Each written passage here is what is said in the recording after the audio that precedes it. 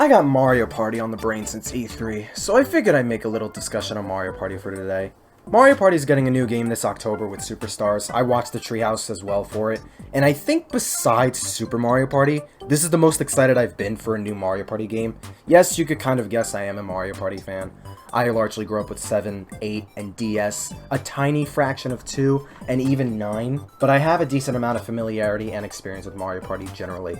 And Superstars is looking to be very solid, but for what it's going for, it ironically makes me more excited and confident in the future of Mario Party. It's not even a new Mario Party really, it's a Mario Party remaking some old boards from the N64 games and over 100 minigames across the whole series. So it's more like a glorified best of, kind of, when looking at the boards and the minigames.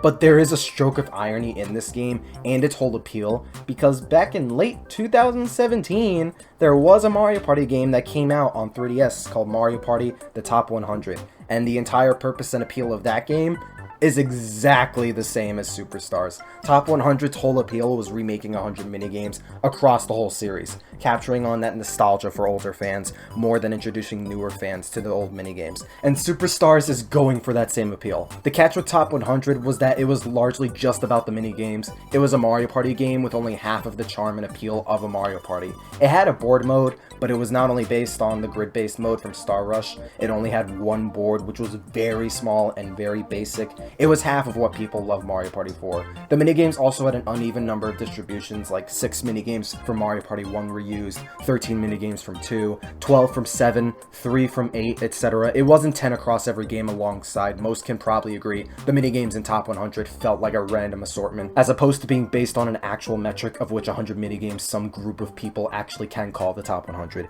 It was put on a handheld system, and Mario Parties historically don't do well, or at least don't last long on handhelds for the most part, and it was added on a system that was starting to decay in active players and consumers, since the Switch completely took the market running blindfolded at that point. Interest in the 3DS was largely declining. But now, Superstars is also remaking 100 minigames across the series. It's also remaking classic boards from the first trilogy of the series, like it's capturing on the same nostalgia crowd Top 100 tried to do. And I just find it just a little bit funny and ironic. I'm not claiming Superstars is going to suck or anything bad, really. I'm just wondering, why didn't they just do this kind of thing before? Like, why didn't they just tackle this approach, remake the Mario Party boards, and not just the minigames the first time if they're basically doing it again? Like, Superstars, to me, feels like an inadvertent way of ND Cube, not just Nintendo, but specifically ND Cube, saying, we're sorry for Mario Party at the Top 100. We're gonna make it an actual Mario Party this time. I just find that a little bit funny. It's ironic how we're back to this kind of Mario Party approach again, but what most of us wanted from a proper remake of a Mario Party. And the thing with Superstars 2 is it not really being new, it just remaking older stuff and being a proper return to form in every single way, I think is mostly fine and more beneficial to ND Cube. The main reason for this being beneficial is this is the first Mario Party since 8 that is 100%, and I mean a complete, total, absolute 100% in every single way return to form of Mario Party, with us getting everything we expect from a modern Mario Party. Super Mario Party was that first major step back to the Mario Party formula that was creative, well-designed, and entertaining for a lot of people. It's a good game, and is to me roughly on par with the first 8 Mario Parties, including DS, but the boards took a hit and were the primary criticism for that game. There were only 4, so there weren't a lot of boards at all. The boards themselves were really small and basic. The themes were kind of general: beach, ruins, volcano/underground, and just a gold skyscraper. The layout and design of the boards and pathways were very straight, grid-based, simple, not a lot of wavy, elaborate paths a lot of Mario Parties up until 8 had. That hurt its replayability and lasting power past Mario Parties had more of.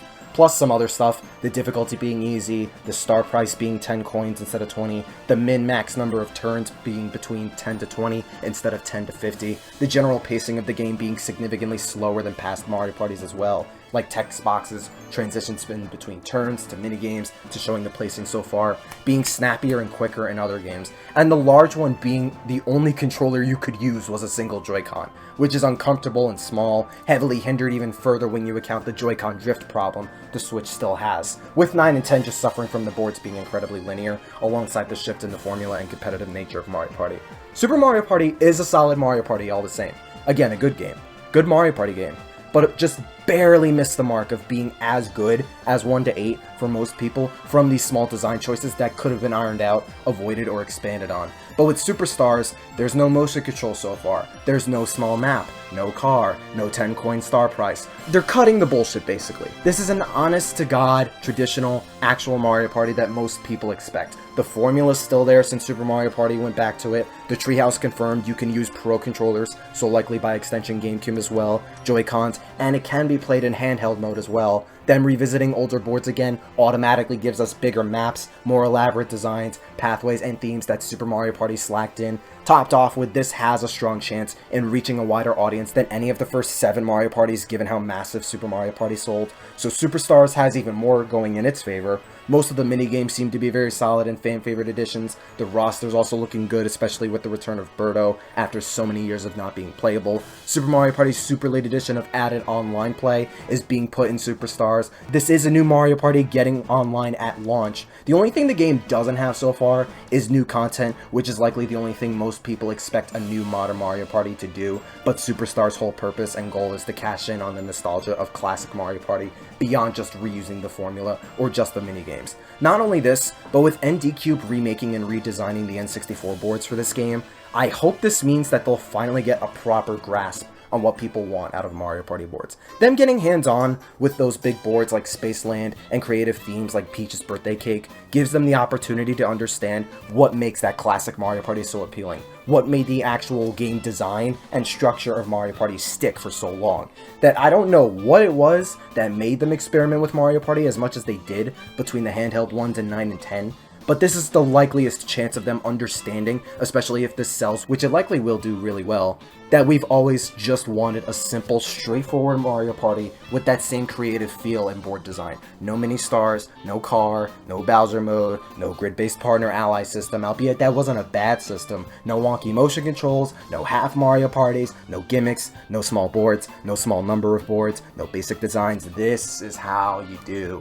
Mario Party. It's not just from the fact that's the kind of Mario Party we all grew up with, but it's the actual core game design of that structure and style of Mario Party that makes it essentially the biggest, most popular couch multiplayer game besides Smash and Mario Kart. You already got the great minigames down. Super Mario Party's minigames are fantastic, and it also did return to that classic formula with fighting for just 1 star, and that is the core of what makes it so good, hence why I still believe Super is a good Mario Party. But not only do I question why it took ND Cube almost a decade to just stick with what worked and was fun, it is that board design, the layout and size, that elaboration and creativity that wrapped a pretty little bow and held together a fun and entertaining party game for such a long time. And with everything Superstars is doing and going for, and how on the mark ND Cube's doing it so far, this feels like the strongest quality assurance for ND Cube to understand classic Mario Party at its fullest and know what to do in every single way moving forward. The minigames so far are very good. The boards are the N64 ones, so they're also going to be very good and well designed.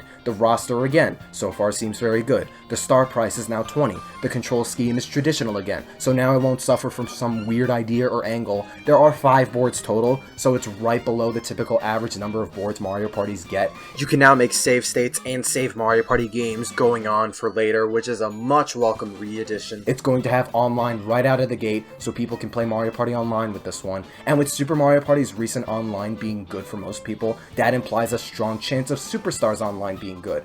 Like, with the narrow nostalgia approach Superstars is going for, it's still hitting like every major and even most minor notes for how good this Mario Party could be. It still has hidden blocks, take that for what you will. The minigame distribution across the series still seems unbalanced so far. We have 10 from 1, 12 from 2, 18 from 3, etc. It's not some even number like 10 from each game, or a higher number across the older ones with a lesser number from 9 and 10 or something. That's a minor thing though, and it's odder than anything else. And we've yet to see the rest of the boards and minigames they're bringing back alongside any other potential side modes, but Mario Party Superstars feels like ND Cube's way of fully coming to terms with everything the classic formula set, and is their best chance to really embrace it. And even then, if they wanted to push more for Superstars and really make it a best of nostalgia fest, I feel like DLC should be a thing, like how Super Mario Party should have gotten DLC to make it an even better game beyond the online they added. Like, 1 classic board remade from each of the GameCube ones and even 8, a new character or two with each one, several more classic minigames remade, if not free DLC like Mario Tennis Aces or Golf Super Rush,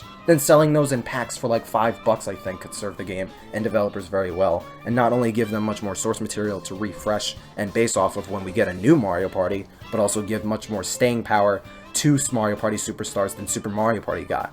But yeah, Mario Party Superstars looks really good, and will likely stand a strong chance of being on the same tier as the first 8 games, better than Super Mario Party at least. Hope you guys enjoy the game if you plan to get it. Have a wonderful weekend, and stay super. 哟，嘿，妹妹，嘿，我来呀！